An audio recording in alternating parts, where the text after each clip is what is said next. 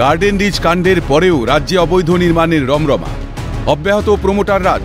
এবার নিকাশি নালা বুঝিয়ে অবৈধ নির্মাণের অভিযোগ উঠল জমি মাফিয়াদের বিরুদ্ধে। শুধু তাই নয়, প্রতিবাদ জানাতে গেলে দেখতে হচ্ছে জমি মাফিয়াদের রক্তচক্ষু। অভিযোগের সরব গ্রামবাসীরা। ছবিটা ফাঁসি দেওয়ার জালাস নিজামতারা গ্রাম পঞ্চায়েতের রাঙাপানি এলাকা। আমরা তখন তো জল খাইতেছি এখন। এই যে গতবার যে গেল, আমার তো বাড়িঘর তো ডুবে গেছে এইভাবে। ওইটার জন্য আমরাও বললাম কথা কথা, আমরা বলবো না? আমাদের তো বলার তো দরকার। হ্যাঁ, আমরা কেন বলবো না? আমার কথাটা শুনে ওরা কি করছে, মালিক এবারকে ওরা 3-4 জন ছিল, ওরা একদম পুরো সাহস হয়ে গেছে, ওরা আরো আবার উপরে যেতেছে।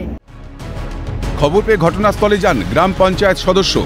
অভিযোগ, রাতের অন্ধকারে জেসিবি দিয়ে মাটি ফেলে নিকাশি নালা বুঝিয়ে দেওয়া হচ্ছে। এই বিষয়ে বিডিও থেকে প্রশাসনের একাধিক দপ্তরে অভিযোগ জানিয়েও মেলেনি সহযোগিতা।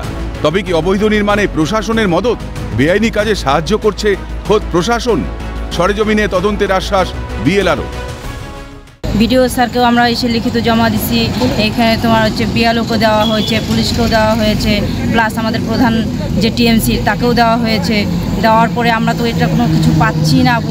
ওরা আরও এখন আবারও গেছে, এরা এখানে রাতে রাতে জিসিবি দিয়ে মাল ফেলে পুরো নদীটাকে বন্ধ করে দিচ্ছে।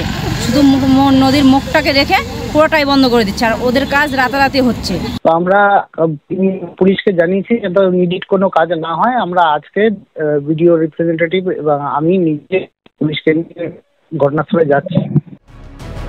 ভিডিও থেকে শুরু করে তৃণমূলের সবাই এই অবৈধ কাজের সঙ্গে জড়িত। অভিযোগ তুলে বৃহত্তর আন্দোলনের হুঁশিয়ারি বিজেপির। এখানে সমস্ত ভিডিও থেকে শুরু করে এখানকার জমি মাফিয়া থেকে শুরু করে এরা একমত হয়ে এরা কাজ করছে। যদি একমত না হতো, আজকে ভিডিও আমাকে আশ্বাস দিয়েছিলেন যে কাজ বন্ধ থাকবে তদারূপ।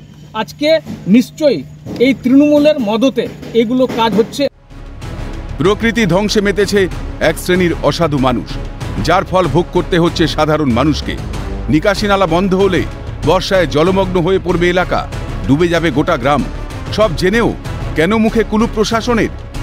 দেখব করে কি এড়িয়ে যেতে চাইছেন প্রশাসনিক কর্তা ব্যক্তিরা? কবে ঘুম ভাঙবে প্রশাসনের? বিকাশ ঘোষের রিপোর্ট, ক্যালকাটা নিউজ।